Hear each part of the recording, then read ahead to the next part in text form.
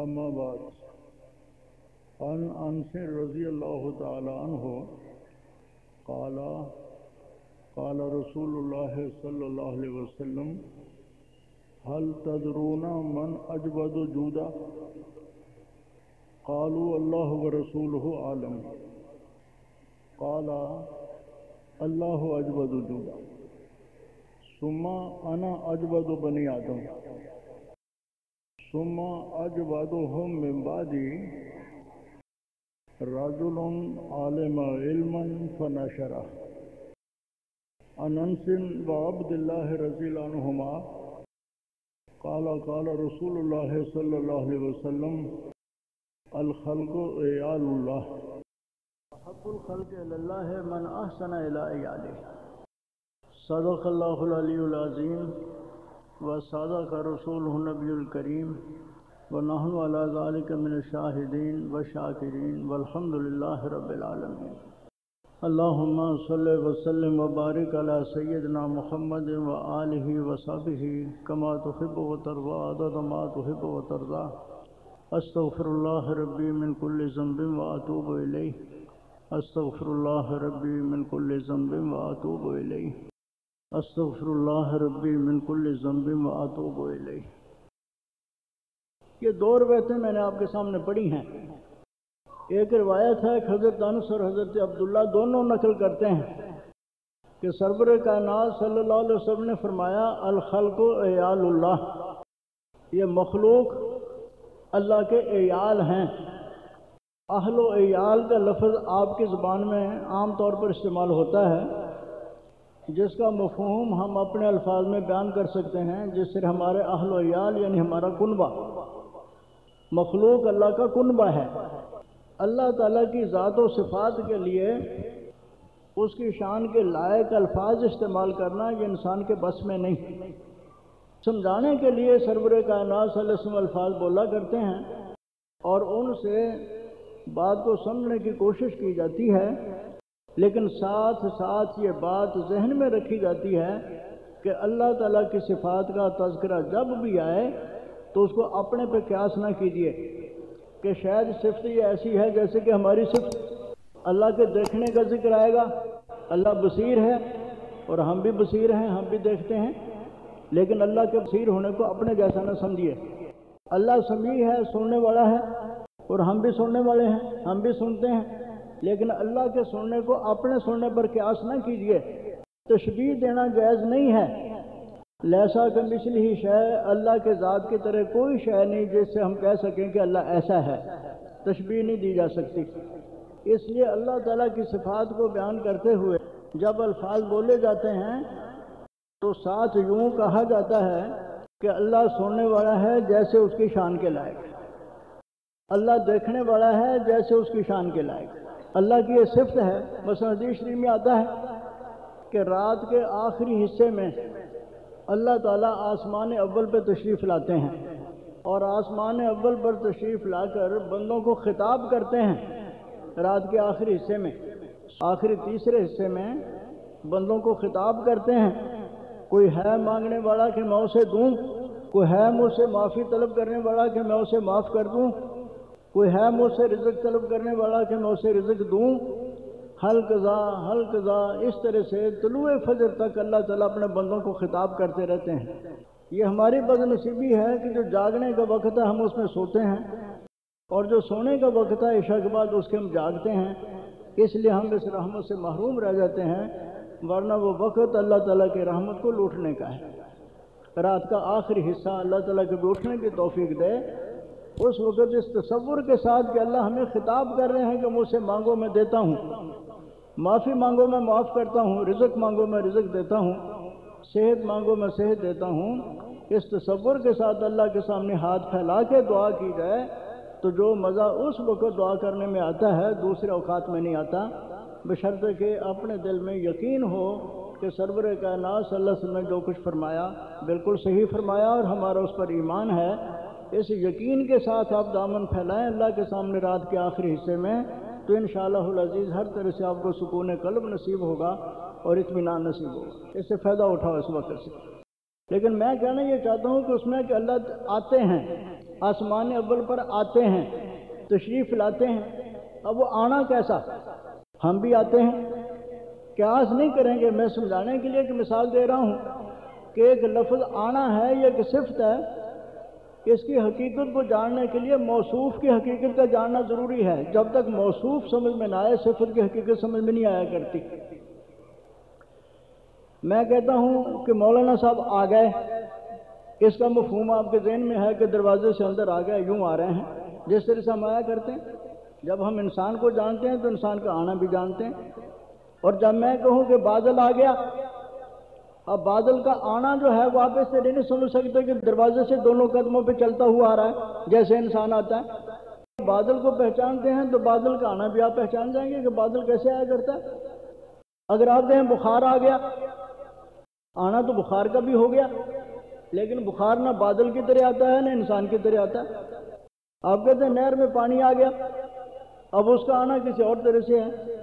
ہاتھی آ گیا، پرندہ آ گیا، سانپ آ گیا، ہر کسی کا آنا فوراً سمجھ جاتا ہے کہ کس طرح سے آتا ہے، کیونکہ آپ موصوف کی حقیقت کو جانتے ہیں۔ میرے دل میں خیال آ گیا، مجھے غصہ آ گیا، مجھے پیار آ گیا، دیکھو آنا ہر جگہ بولا جاتا ہے، لیکن اس آنے کا مطلب آپ اس موصوف کے ساتھ لگا کے سمجھتے کہ کون آیا، اس کی آپ حقیقت کو جانتے ہیں تو اس کا آنا بھی آپ کے سمجھ میں آ جاتا ہے۔ اور جس کا پتہ ہی نہ ہو، اس کی حقیقت معلوم نہ ہو، ہم اس کی حقیقت کو نہ پہچانیں، اس کی ہم صفت کو نہیں پہچان سکتے۔ اور اللہ تعالیٰ کی ذات ایسی ہے جو ہماری عقل سے برا البرا ہے، تو اللہ تعالیٰ کے لیے جو صفات بولی جائیں گی، تو چونکہ اللہ کی حقیقت ہمارے سامنے نہیں، ہم اس کی حقیقت کو پہچانتے نہیں، اس لیے سے اس کی صفات کا بھی ہم مفہوم متعین نہیں کر سکتے۔ اللہ آتا ہے لیکن کیسے؟ جیسے اس کی شان کے لائق۔ اللہ دیکھتا ہے کیسے؟ جیسے اس کی شان کے لائق۔ اللہ بولتا ہے کیسے؟ جیسے اس کی شان کے لائق۔ اللہ کے ہاتھ کا ذکر قرآن میں ہے، ید اللہ فوق ایدیہم، اللہ کا ہاتھ کیسا ہے؟ جیسے اس کی شان کے لائق۔ اللہ کے چہرے کا ذکر ہے، اللہ کا چہرہ کیسا ہے؟ جیسے اس کی شان کے لائق۔ یہ اہل سنت والجماعت کے عقیدے کے مطابق یہ لفظ ذہن میں رکھنا ضروری ہے۔ اللہ کی صفات کا تذکرہ جب بھی آئے تو ذہن میں یوں آنا چاہیے جیسے اس کی شان کے لائق۔ ہم تشبیہ نہیں دیتے اور ہم اس صفت کی نفی نہیں کرتے، صفات ساری ثابت ہیں، لیکن اس صفات کی حقیقت کیا ہے؟ جیسے اس کی شان کے لائق۔ یہ اہل سنت والجماعت کے عقیدے کے مطابق اللہ کی صفات کی تعبیر کا ایک طریقہ ہے۔ اب اس طرح سے یہاں سمجھیے، میں ایک بات سمجھانا چاہتا ہوں۔ آپ کے اہل و عیال ہیں، بیوی ہے، بچے ہیں، پوتے ہیں، نواسے ہیں، بھائی ہیں، بہنیں ہیں، کنبہ ہے۔ انسان کا مزاج یہ ہے کہ جو اس کے کنبے کے ساتھ اچھا برتاؤ کرے، اچھا سلوک کرے، وہ اچھا لگتا ہے، اور جو اس کے خاندان کے ساتھ برا برتاؤ کرے، تکلیف پہنچانے کی کوشش کرے، نقصان دینے کی کوشش کرے، وہ برا لگتا ہے۔ آپ اپنے گھر میں دیکھ لیں، دو بھائی ہوں اور ایک بہن ہو، اور وہ بہن صاحب اولاد ہے۔ ایک بھائی جو ہے وہ بہن کے بچوں کے ساتھ پیار کرتا ہے، بہت محبت کرتا ہے، اور ایک بھائی جو ہے وہ بچوں کو سیدھے منہ بلاتا ہی نہیں۔ بچے اس ماموں کو یاد کریں گے جو ماموں ان کے ساتھ اچھا برتاؤ کرتا ہے، اور ان بچوں کی ماں بھی اسی بھائی کا رستہ دیکھے گی جو اس کے بچوں کے ساتھ اچھا برتاؤ کرتا ہے، اور جو اس کے بچوں سے محبت نہیں کرتا، پیار نہیں کرتا، لازمی بات ہے کہ بہن کو اس سے بھی کوئی تعلق نہیں ہوگا۔ تو یہ ایک انسان کی فطرت ہے، اس فطرت کو سامنے رکھ کے ایک بات سمجھائی جا رہی ہے کہ جیسے آپ لوگوں کی عادت ہے کہ جو تمہارے اہل و عیال کے ساتھ اچھا برتاؤ کرے۔ دیکھو ہم مدرسوں میں رہتے ہیں، دور دور سے بچے ہمارے پاس پڑھنے کے لیے آتے ہیں، یہ روزمرہ کا تجربہ ہے کہ جو بچہ گھر جا کے اپنے والدین کو یہ بتاتا ہے کہ فلاں استاد کا میرے ساتھ برتاؤ بڑا اچھا ہے، میری تکلیف میں میرے کام آتا ہے، میرے سبق کا خیال کرتا ہے، میری ضرورت پوچھتا ہے، تو نہ والدین نے استاد کو دیکھا ہوتا ہے نہ استاد نے والدین کو دیکھا ہوتا ہے، لیکن غائبانہ والدین کو اس بچے کے استاد سے محبت ہو جاتی ہے، ان کا سلام آنا شروع ہو جائے گا، ان کا پیام آنا شروع ہو جائے گا، اور کبھی ملاقات ہو تو انتہائی محبت سے ملیں گے کہ ہمارے بچے کا استاد ہے اور ہمارے بچے کے ساتھ یہ محبت کرتا ہے اور بہت شفقت کرتا ہے۔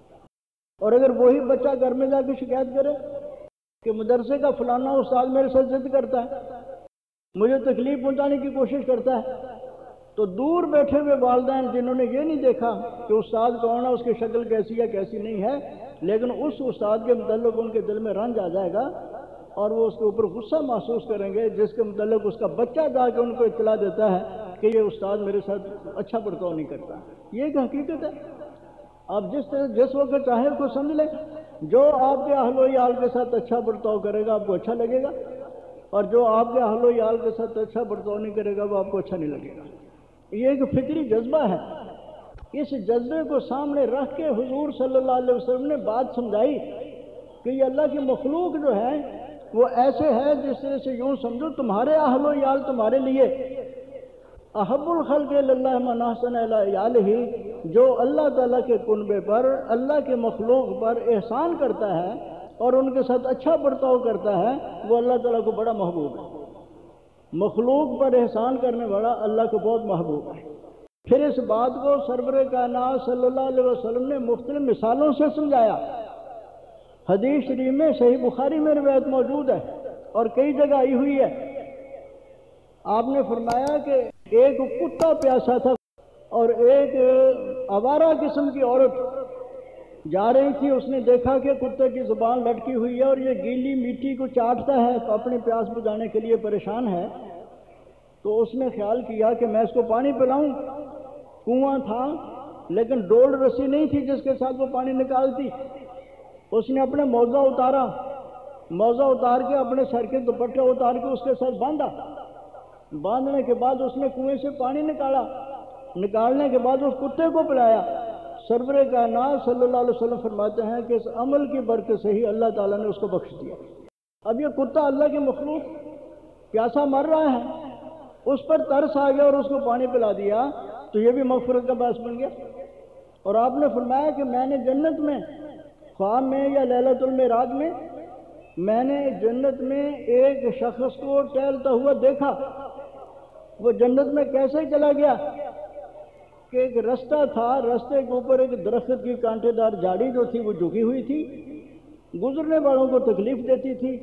اس نے اس جذبے کے تحت کہ میں اسے شاخ کو ہٹا دوں تاکہ گزرنے والوں کو تکلیف نہ ہو، اس نے وہ شاخ کاٹ دی اور مخلوق کو اتنا سا اس نے فائدہ پہنچایا کہ کانٹا ان کو تکلیف نہ دے۔ سرور کائنات صلی اللہ علیہ وسلم فرماتے ہیں کہ اس شاخ کے کاٹنے کی بنا پر میں نے اس شخص کو جنت میں ٹہلتا ہوا دیکھا۔ اور ساتھ یہ بھی فرمایا کہ میں نے ایک عورت کو دیکھا کہ اس کو بلی نوچ رہی تھی اور وہ جہنم میں اس بلی کی وجہ سے گئی تھی۔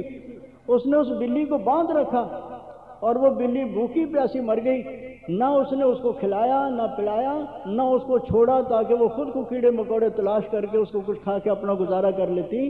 یہ اس نے ظلم کیا اس جاندار چیز پر کہ وہ بھوکی پیاسی مر گئی اس کی زیادتی کی وجہ سے۔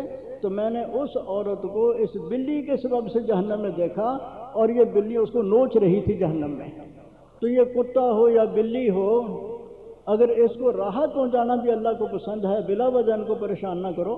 ذبح کرنا ہے، آپ نے اپنی چیز کو اللہ نے اجازت دی ہے کہ ذبح کر لو، لیکن سرور کائنات سے اس نے فرمایا کہ چھری تیز کر لیا کرو تاکہ اس کی رگیں کاٹتے ہوئے جانور کو تکلیف نہ ہو۔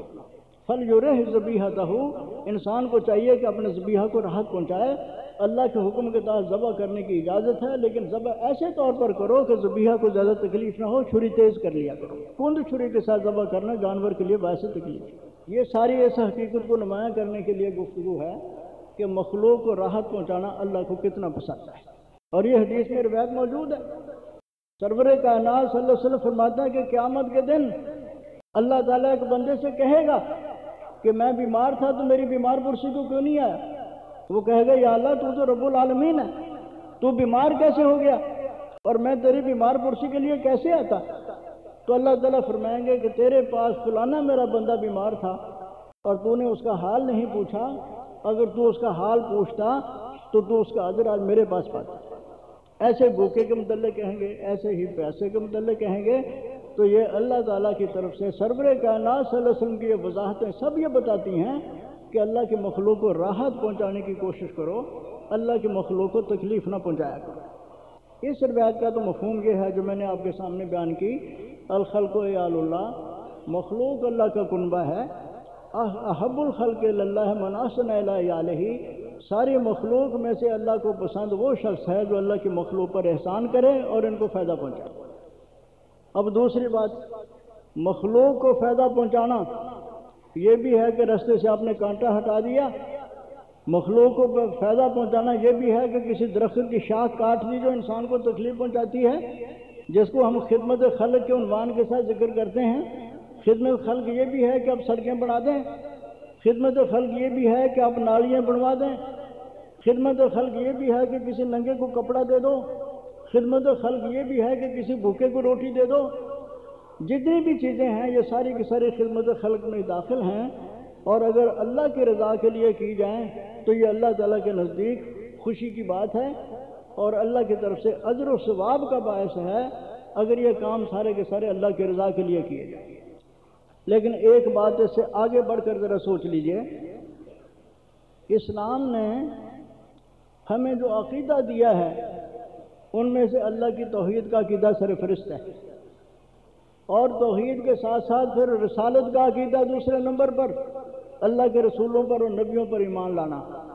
جس طرح سے اللہ کی توحید کا عقیدہ ضروری اور انبیاء علیہ السلام کی رسالت کا عقیدہ ضروری، بالکل اس کے برابر کی سطح کا عقیدہ ہے کہ ہماری زندگی صرف یہی نہیں ہے جو ہم نے دنیا کے اندر گزارنی ہے اور جس کا خاتمہ بظاہر موت کے ساتھ ہو جاتا ہے، بلکہ اس مرنے کے بعد پھر اگلی زندگی شروع ہوتی ہے، برزخ کی زندگی، برزخ کے بعد آخرت کی زندگی، اور وہ ایسی زندگی ہے کہ جس کی کوئی انتہا نہیں۔